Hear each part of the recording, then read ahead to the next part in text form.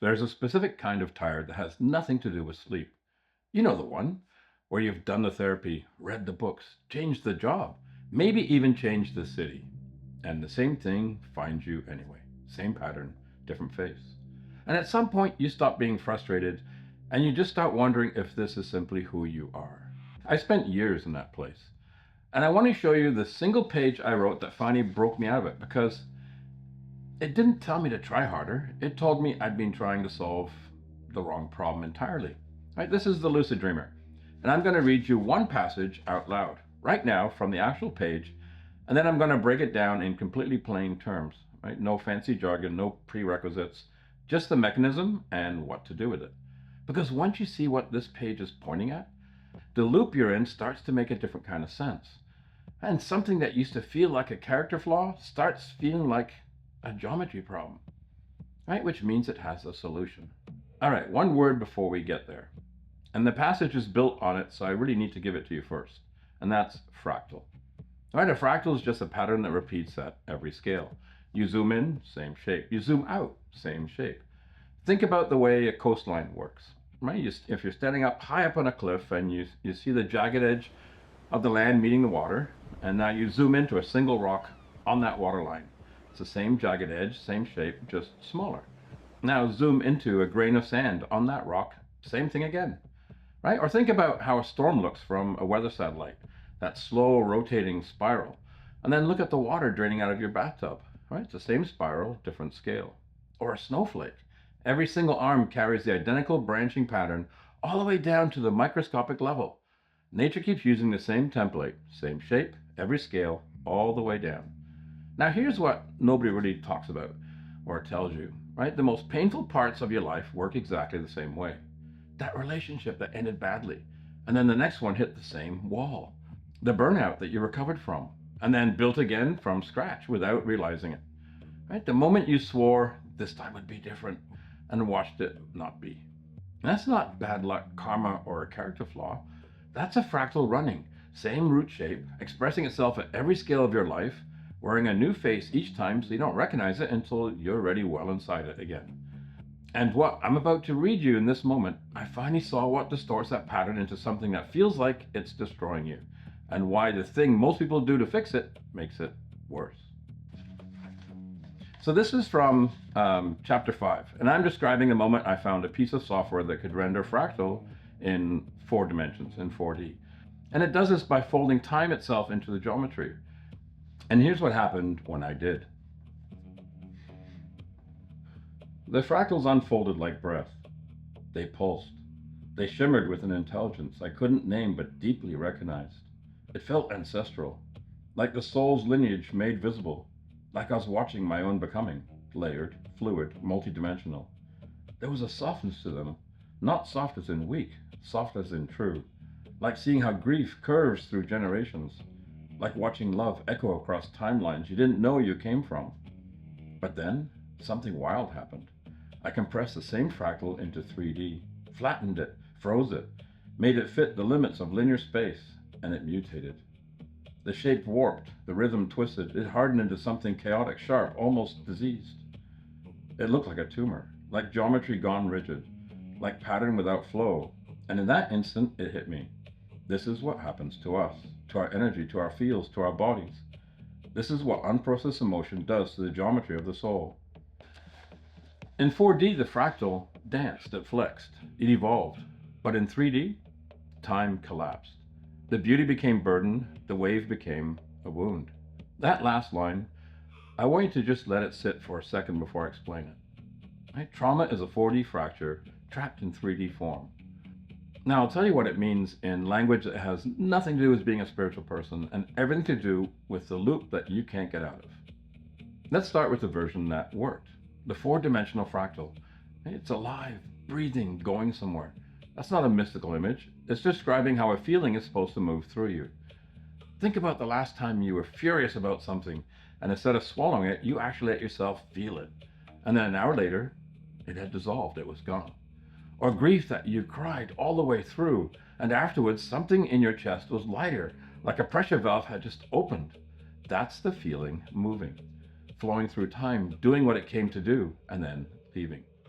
Feelings are not problems, they're motion. The word is literally inside the word, emotion. They're designed to be felt and released, and to move on. When they get to do that, they don't leave a mark, they complete. That's the fractal in 4 dimensions. It's alive, the pattern in its natural state. Now, the part that cost me years to understand, I took that same beautiful moving pattern and I froze it, one fixed frame, and it warped into something rigid and knotted and almost disease looking. It's the same pattern. The only thing I took away was its ability to move through time. That's what happens to a feeling that never got to complete. The anger that wasn't safe to show, the grief that wasn't time or space to feel, the fear from a moment years ago that your body absorbed and never got to release. Right? None of those things disappeared. They just stopped moving.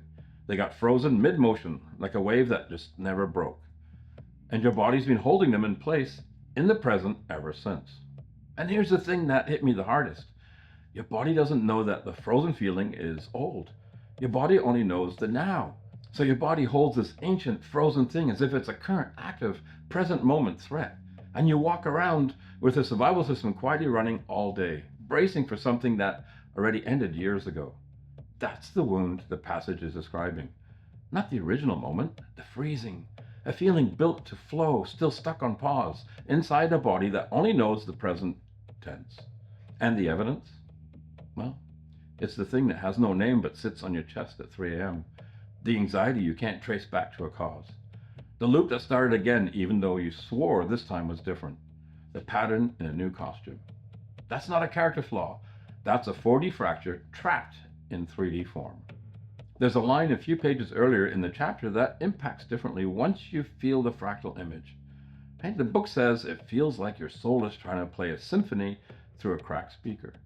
Right? You don't have to use the word soul for that to be physically accurate. You've heard what happens when a speaker blows. And the music's still fine. The song hasn't changed. But what comes out is buzzing, distorted, wrong. The signal is still completely intact. The container is cracked. And that's the static most of us are living inside. And here's the brutal part. You can't hear it clearly from inside it. It just feels like low-grade dread or a flatness that you just can't shake. Or the sense that you're always faintly bracing for something without really knowing what. And none of that is being pessimistic or a weakness. It's a big, frozen, unfinished feeling trying to play through a body that's holding it on pause. The signal's too big for the frozen container, so it distorts. And you feel it as static. Right? That line reframes everything. You don't feel off because you're weak. You feel off because the instrument is out of tune. The instrument, not you. And here's the move that almost everyone makes, including me, for a long time. And I want to say this as easily and simply as I can because it cost me years. Right? We try to think our way out. We analyze the pattern. At least I did. I trace it to the childhood moment. I built a complete case file on myself, layer by layer, year by year, and I genuinely believed that if I understood it thoroughly enough, it'll stop, it'll clear, and it doesn't. The loop keeps running while we narrate it. And here's why. And this part is not gentle, all right? Just so you know, the wound is not made of thoughts.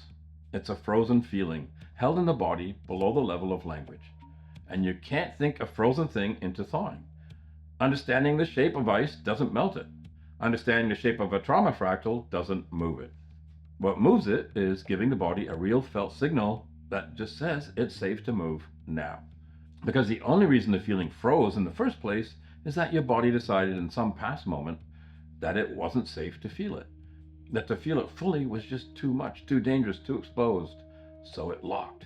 And it's been waiting inside you for the moment you finally make it safe enough to complete, to finish. That's what the somatic practice does. It's not meditation, it's not a therapy.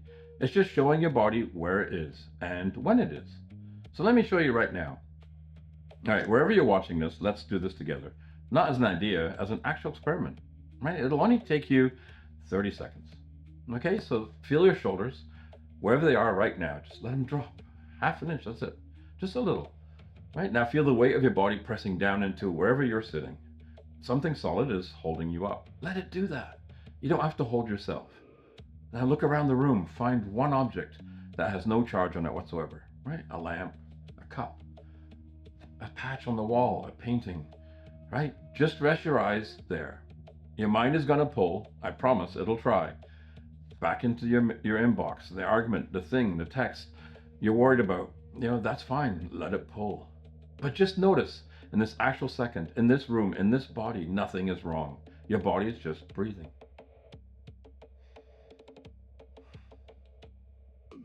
Right? That gap that you just felt, that quiet, that's the difference between then and now. That is your body for one honest second coming out of the past and landing in the present.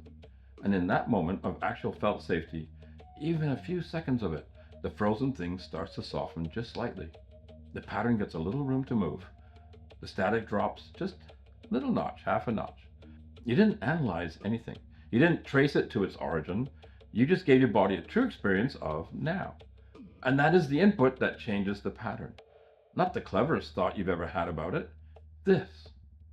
Right? The more you do this, the more you stack these moments of genuine present moment safety, the more the frozen pattern thaws. Slowly, organically, and not all at once. But the wave starts to move again. And when the wave that's been frozen for years finally starts moving, that's what the book calls coherence. The signal stops distorting. The instrument starts tuning itself. So here's what I've come to know after getting this wrong for a long time. Your life doesn't reorganize around how hard you're pushing. It reorganizes around the signal you are carrying. The baseline frequency your nervous system hums at all day underneath every decision you make, every room you walk into, every relationship you let close. Change that signal and your outer world doesn't just improve, it restructures. And it doesn't do it through force, through resonance. Right? You stop trying to conquer your life and you start tuning it. The way you tune an instrument. And the instrument was never broken, it was frozen. Now, this chapter took me a long time to write.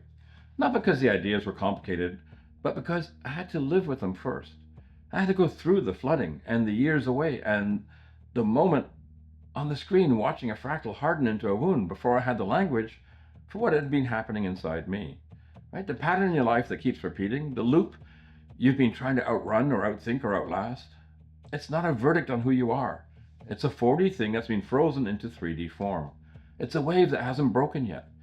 It's a feeling that's been waiting patiently for the moment you get safe enough to let it move. You're not the static. You are the signal, and it was never broken. Welcome home to yourself.